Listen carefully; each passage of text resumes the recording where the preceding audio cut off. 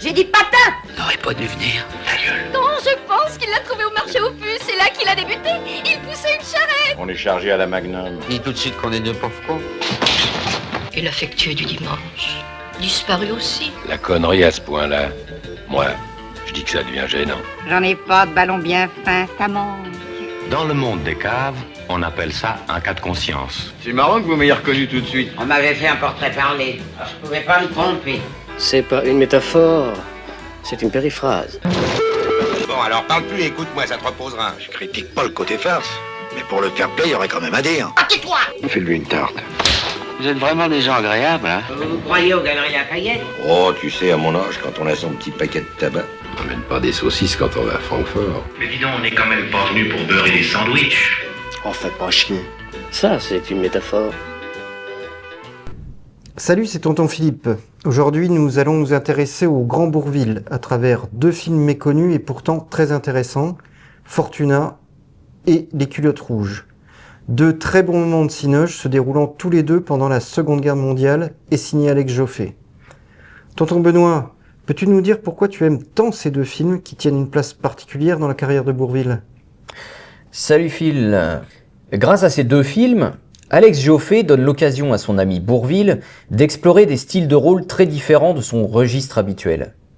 Claude de Tonlara avait été le premier à lui confier un rôle plus dramatique dans La Traversée de Paris en 1956. Puis dans la foulée, il avait incarné Thénardier dans Les Misérables, un premier rôle de méchant pour Bourvil, habitué jusqu'ici au rôle comique. Bourvil a assez vite eu envie de se diversifier dans ses choix de personnages. Il alterne les rôles comiques et les plus dramatiques, les plus tendres et les plus antipathiques. Alex Joffé va lui offrir l'occasion de montrer toute l'étendue de son talent en lui proposant au début des années 60 ces deux très jolis rôles.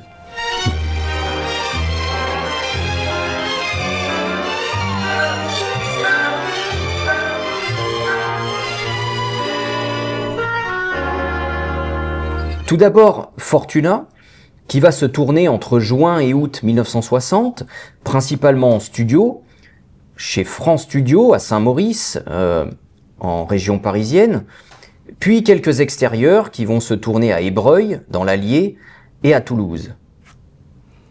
Donc tout d'abord, le 16 novembre 1960, sort sur les écrans Fortuna. Fortuna, c'est le nom du personnage joué par Bourvil, c'est bien ça ? Oui, le personnage de Noël Fortuna, un personnage taillé sur mesure pour Bourvil. Au début du film, on se dit qu'il va encore incarner son rôle de campagnard un peu simplé. Mais on va vite s'apercevoir que son personnage est beaucoup plus inattendu. Tiens, si on peut plus rigoler alors. Allez, donne-moi une chopine. T'auras rien à boire tant que t'auras pas ressemblé mes bottes. Ça fait 3 mois que tu les as. Il n'y a plus de cuir, il n'y a plus de cuir. C'est pas moi qui fais la répartition. Tout d'abord, il peut se laisser assez rapidement aller dans la boisson, et l'alcool ne le rend pas forcément sympathique. Mais cet homme simple cache derrière sa naïveté un grand courage. C'est ce dont on s'aperçoit quand il va devoir accompagner une femme et ses 2 enfants en zone libre pendant l'occupation allemande. Il va s'occuper d'eux comme de sa propre famille. Pour incarner cette femme, Alex Joffé va choisir Michel Morgan. Mademoiselle, dites-moi la vérité. Pourquoi a-t-on arrêté mon mari? Pourquoi m'a-t-on fait partir en pleine nuit avec les enfants? Vous devez le savoir. Je ne sais qu'une chose. Il faut que vous passiez en zone libre le plus vite possible. Si nous sommes arrêtés, que font-ils avec les enfants? Vous ne craignez rien. J'ai déjà fait passer plus de 200 personnes, il n'est jamais rien arrivé. Avec mon passeur, vous ne courez aucun risque. C'est un as, Fortuna. Au premier abord, ce duo avec Bourvil étonne. Michel Morgan, la tragédienne, entre guillemets, et Bourvil, l'acteur de music-hall. 2 registres tellement différents qu'ils semblent incompatibles. Et pourtant, c'est tout le talent d'Alex Joffé de savoir créer des couples ou des duos surprenants, mais qui fonctionnent parfaitement. On le verra aussi dans le cas des Culottes Rouges. Nous partons, Noël. Où vous allez? N'importe où. Nous trouverons bien à Toulouse un endroit plus habitable qu'ici. Prenez les valises. Non, madame, vous pouvez pas partir. Qui m'en empêcherait? C'est les ordres. Faut pas faire de bêtises. Laissez-moi passer. Non, madame, je peux pas. Excusez-moi. Mais de quel droit osez-vous? Vous devez rester ici. Il n'y a pas à sortir de là. Ici, le ton et l'élégance de Michel Morgan renforcent la différence de classe sociale entre cette bourgeoise très cultivée et le personnage interprété par Bourvil qui vient d'un milieu plus populaire et modeste, avec peu d'instruction, mais qui est très agile de ses mains.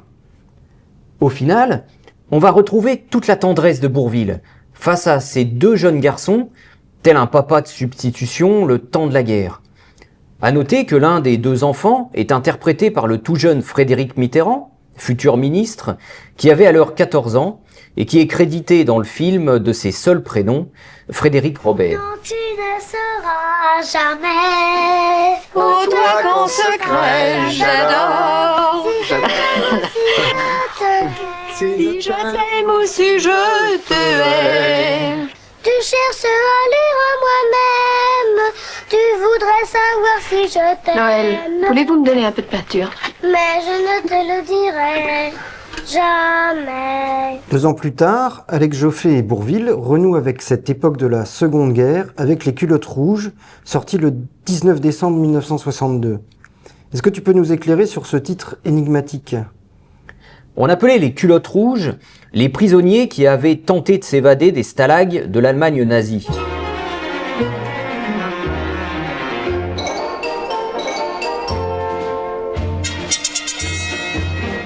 Les gardes allemands leur mettaient des pantalons rouges pour les reconnaître dans les camps de prisonniers.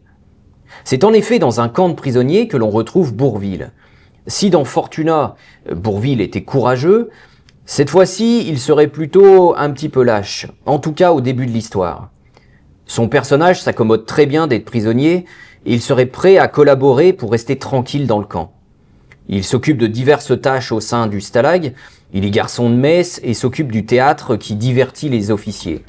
Tu ne devrais pas rester là, c'est pas prudent. La troupe du théâtre va rappliquer. Alors, bon, quand même pas me dénoncer. Non, bien sûr, pas eux, mais il y a le Sonderführer qui assiste aux répétitions tous les jours. Il y a quand même pas l'entonnoir. Ah, ça dépend des fois. Il met son nez partout, cette histoire. Qu'est-ce que j'y fasse? Ah, bah, dans notre bonne. Si on te trouve ici, on croira que c'est moi qui t'ai caché. Là, faut avouer que les apparences sont contre toi. Oh, ben, je leur dirais que t'es venu tout seul, sans rien me demander. La vérité, quoi. Tu penses comme ils te croiront. Non. Moi, à ta place, je m'arrangerai pour qu'ils me trouvent pas.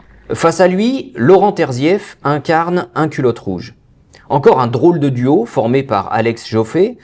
Terzieff, acteur de théâtre qui a joué tous les grands auteurs de l'époque, face à Bourvil, le chansonnier. Là encore, cette différence de registre va venir renforcer la complexité de ces deux personnages qui vivent chacun à leur manière leur guerre. L'un attend la fin bien au chaud, l'autre veut absolument sortir du camp. Une relation complexe va se nouer entre les deux, obligés de cohabiter, à l'intérieur puis à l'extérieur. Un Terzieff touchant du doigt la perversité, et un Bourvil qui finira par se rebeller, et qui malgré tout, lors d'une évasion contrainte et forcée, fera tout pour aider ce culotte rouge. Alors Les Culottes Rouges est lui aussi un film tourné principalement en studio, chez France Studio. Les extérieurs seront filmés en Seine-et-Marne en juin et juillet 1962. On arrive, nos mères chéries, garde au cœur des Français la foi des anciens jours. Entends du haut du ciel ce cri de la patrie catholique et français toujours, et français toujours. Légèreté représentée dans les deux cas par le chant. Une chanson chantée par Bourvil pour amuser les enfants, pris dans la tourmente de la guerre, dans Fortuna, ou les chansons de la troupe de théâtre, dans Les Culottes Rouges. Des sujets traités avec justesse, je trouve, par Alex Joffé.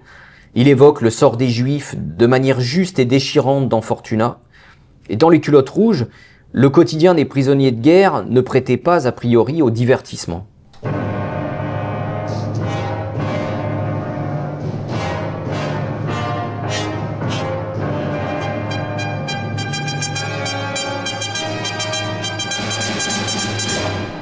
Alors, on a compris que tu aimais beaucoup ces films, mais comment ont-ils été reçus par le public à leur sortie ?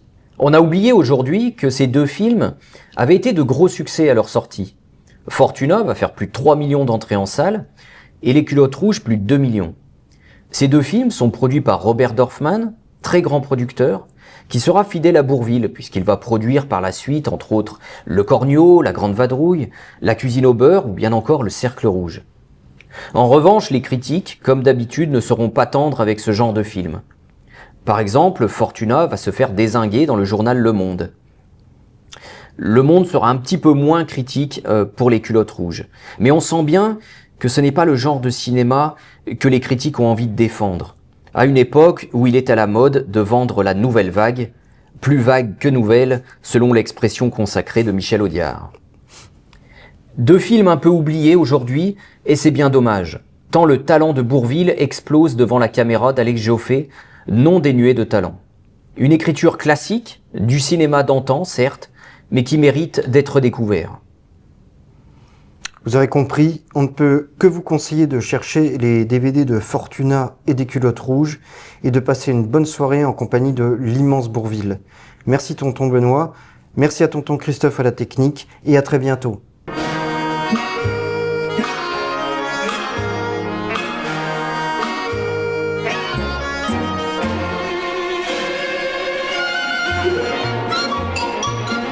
Thank you.